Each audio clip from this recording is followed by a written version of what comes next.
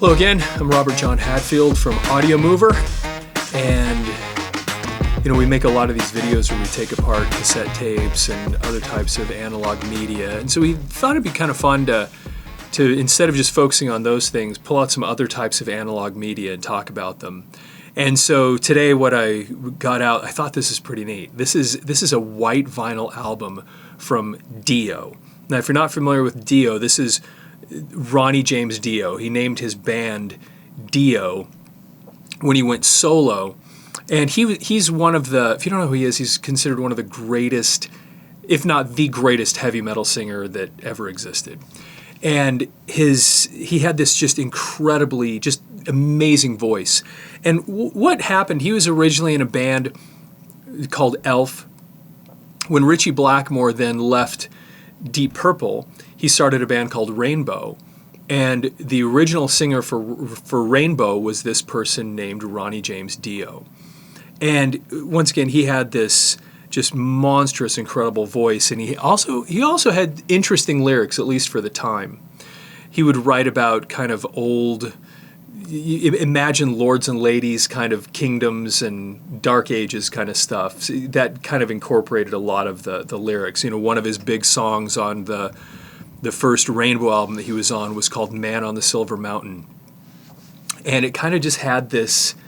It had this sense of the old world. So he had that kind of thing going for him. Well, then he'd been in Rainbow for a few albums, and then he left Rainbow, and he got picked up by Black Sabbath. Now, what happened was Ozzy got kicked out of Black Sabbath because he was just a serial substance abuser. He was always drunk and high and just was causing all kinds of problems in the band, so they finally had to let him go. And then they ended up picking up this guy named Ronnie James Dio, who had, of course, been with Rainbow. And it was really amazing because, a lot of people thought that Black Sabbath couldn't survive after losing Ozzy because Ozzy was such an integral part of the Black Sabbath sound. Well, he joined Black Sabbath, and what he did really is it changed Black Sabbath. It actually caused them to kind of step up their game. When you read, I think Tony Iommi, I saw an article, I think it was him that talked about this, that he just felt like Dio was forcing them to actually improve, to get better, and to step up what they were doing. And for Geezer Butler, who wrote most of the lyrics for Black Sabbath, for the band Black Sabbath, Dio was a lyricist. So when he came in and joined Black Sabbath, Dio started writing some of the lyrics. And so it just changed the whole dynamic of Black Sabbath. So Dio was with Black Sabbath for 2 studio albums and then a live album. So he was in an album called Heaven and Hell, which was the first Black Sabbath album. Then he was another one called Mob Rules. And then they put out a live album called Live Evil. And if you read the story behind Live Evil, that's what drove Ronnie James Dio out of Black Sabbath. There was just all this contention over the mix, and for some reason it just really got personal. So Dio left, and he went and started his own band, and he called the band Dio. And he got some kind of unknown, at least the guitarist, a guy named Vivian Campbell, who's now with Def Leppard.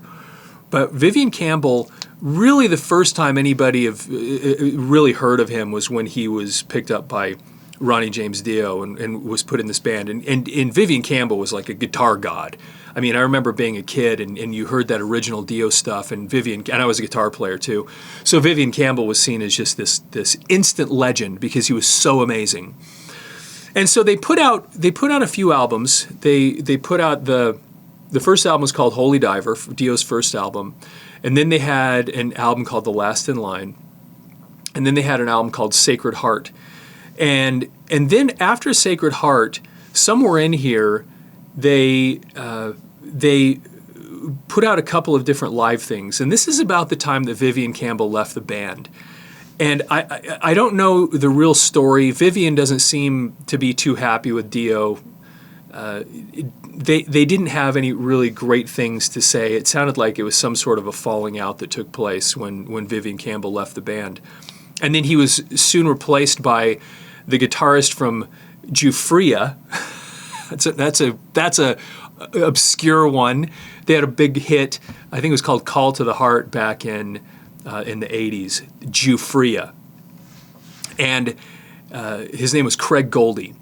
And so Craig Goldie took over playing the guitar. And the reason I actually mention that stuff is this album, this is, it said here, this is a limited edition white vinyl 12-inch single.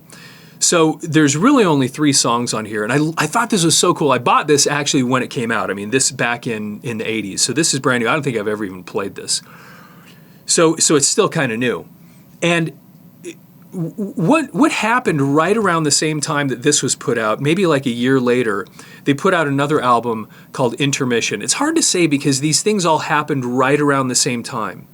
And so Intermission was a live album, and this actually has it says previously unissued live versions.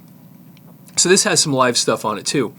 The reason I bring this up is I'm not 100% sure who played guitar on the album Intermission and this album. Now, go read about it, and you'll see different things saying that either Vivian Campbell played on part of Intermission, and then Craig Goldie played on part of it, or Craig Goldie played on all of it. I've seen different things, and it's not very clear. If you look at the album itself, Intermission, which came out, I think, just a little bit after this one, the picture on the back of the album is Craig Goldie. It's not Vivian Campbell. So, which is supposed to, I think, imply that he played on it. But I've read other places that it might have been some recordings that because Vivian left apparently in the middle of that tour. I don't know the whole story there. But I mention that because similarly, this has some live recordings.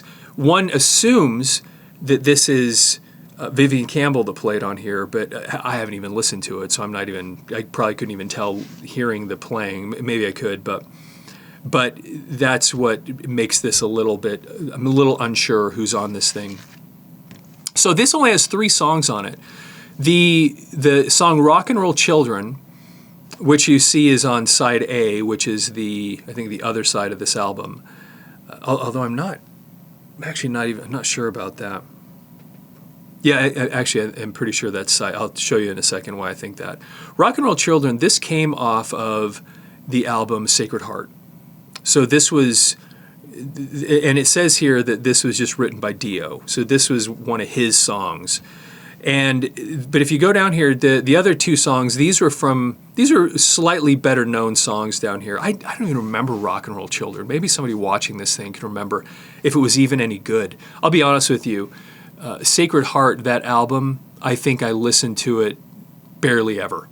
And I think it had the song Mystery, if I'm not mistaken, on that album. And that was kind of a cool song. It was okay, wasn't great. I kind of felt that after Last in Line, he kind of, in my opinion, Dio kind of lost his way. And nothing after Last in Line ever really rose to those first 2 albums. Holy Diver and Last in Line were just so, so good. And the song We Rock was from Last in Line. And then the song The Last in Line was from The Last in Line. Now you'll see here, We Rock, it says, was written by Ronnie James Dio. But The Last in Line was written by Ronnie James Dio and Bain, which means Jimmy Bain, and then Campbell, Vivian Campbell. Jimmy Bain was not, unlike Vivian Campbell, who was kind of an unknown when he joined Dio, Jimmy Bain was not an unknown. As a matter of fact, Jimmy Bain had played in the band Rainbow with Dio. And so then he came and joined Dio when he started his solo career, and I think played on most of his records. So Jimmy Bain stuck with him for quite a while.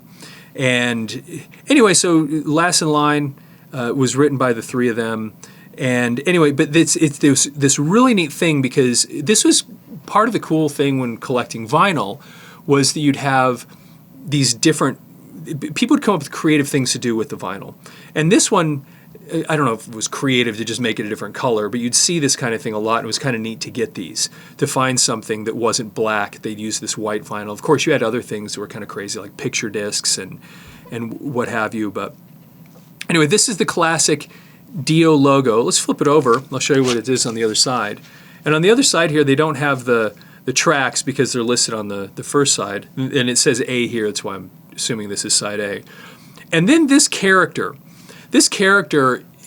is his name is Murray. Now I think what Dio was trying to do when he made Murray, I think he was trying to recreate what Iron Maiden had done with Eddie.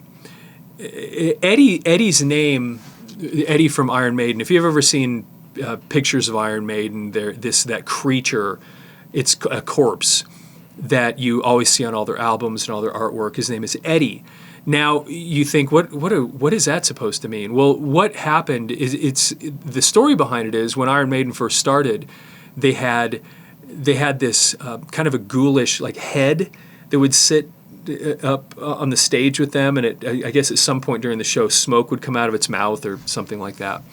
And so it was the head, which with the really strong British accent was Ed, and then it became Eddie. That's where the name Eddie came from. Well, this guy's name is Murray.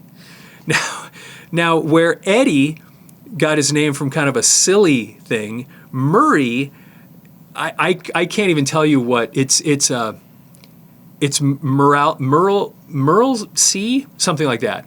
It's a fictional character that supposedly, apparently there's this whole story behind it. I just don't know it, but it's something where at the beginning of the earth, Murray came into existence and lived in a cave and, had all this history with it just really kind of, once again, Lords and Ladies, Dark Ages kind of stuff that Dio loved. Learning the ancient wisdom, that kind of idea. And so Murray isn't a silly thing like Ed and coming from the word head. This is actually a creature. And Murray is short for a much longer, more obscure, strange name that has this long, exaggerated history behind it, which is kind of cool. It's kind of fun. I mean, it's totally Dio. So he was trying to create a character, I think, that would be a little bit like Eddie, that would be just recognized, that every time you see Eddie, you think of Iron Maiden. And I think he was hoping that this Murray character. So this Murray character was on Holy Diver, Last in Line, and then when Sacred Heart came out, Murray was nowhere to be seen. I think on the back of the album there was this logo with Murray, very, very small, but instead it was this more like a dragon-looking character, and he had a name too. I don't remember what it was. So then he was gone. They put out these, or you didn't see him on that album. They put out these couple of live recordings, and then they had his next album called Dream Evil. I think that was the next one in sequence. Murray was back. And so what it was a picture of a young girl asleep. I think it was a child asleep in a bedroom, and then there was a window open, and then there's Murray, with the sign going across his chest, standing over out of the window, kind of freaky, overlooking this little girl who's in bed asleep, this little child. And so anyway, that's Murray.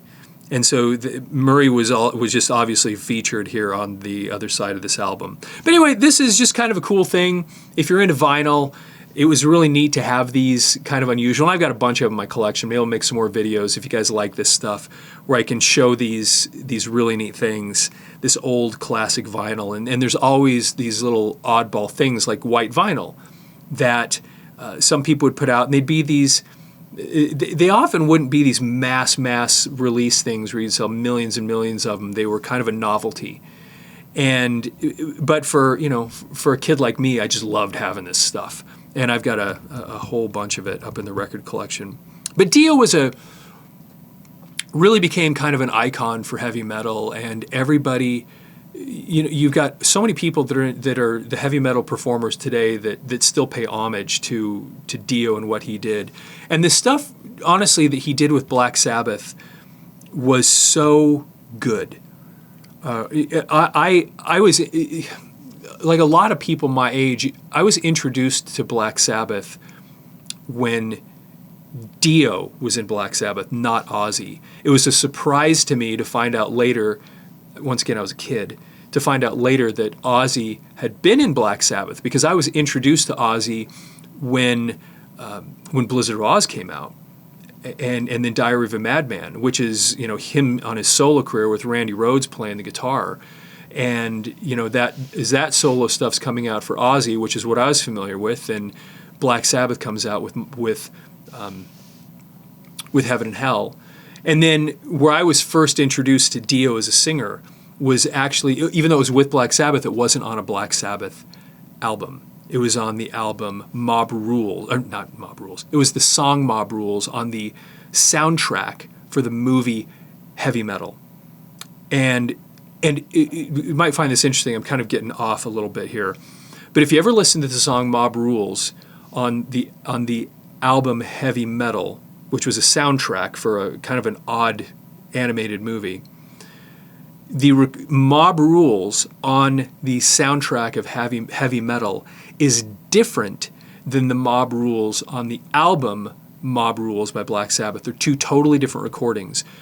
And in my opinion, the one on Heavy Metal's better. I like it better. It's bigger, it's stronger. Dio's voice is way more guttural and powerful in that one. That's the first time I was introduced to Black Sabbath in general, was on the Heavy Metal soundtrack with Ronnie James Dio singing Mob Rules. So they re-recorded the song Mob Rules for the album Mob Rules because they couldn't recreate that sound that they had when they produced the song originally and put it on the album Heavy Metal. That's just a little bit of an interesting side note. Anyway, so that's Ronnie James Dio. He was one of the greats, and still a legend to this day. Unfortunately passed away. I'm guessing it's been almost like a decade ago. It's been a while now. And it was, I believe it was stomach cancer. But, you know, everybody that ever met him, I had a friend back in Denver that had met him a couple of times, and just said he was just like a really, really sweet guy, just an awesome guy to be around. Very, very calm and comfortable, and very nice to the fans, and took time to talk to you and that kind of thing. And for being somebody that was such a legend and was so famous at one point, it's really, anyway, that was kind of cool to hear that about him. But I was a huge fan of Dio, loved his music and his whole persona and everything. And so anyway, thought you'd find that interesting. Once again, I'm with Audiomover, and if you go to audiomover.com, that's the company where we take old audio and videotapes and convert them into digital. So if you ever have anything like that, or if you know anybody that does, of course, go to audiomover.com and send them in, and Audiomover will take care of you. And so with that, have a fantastic day.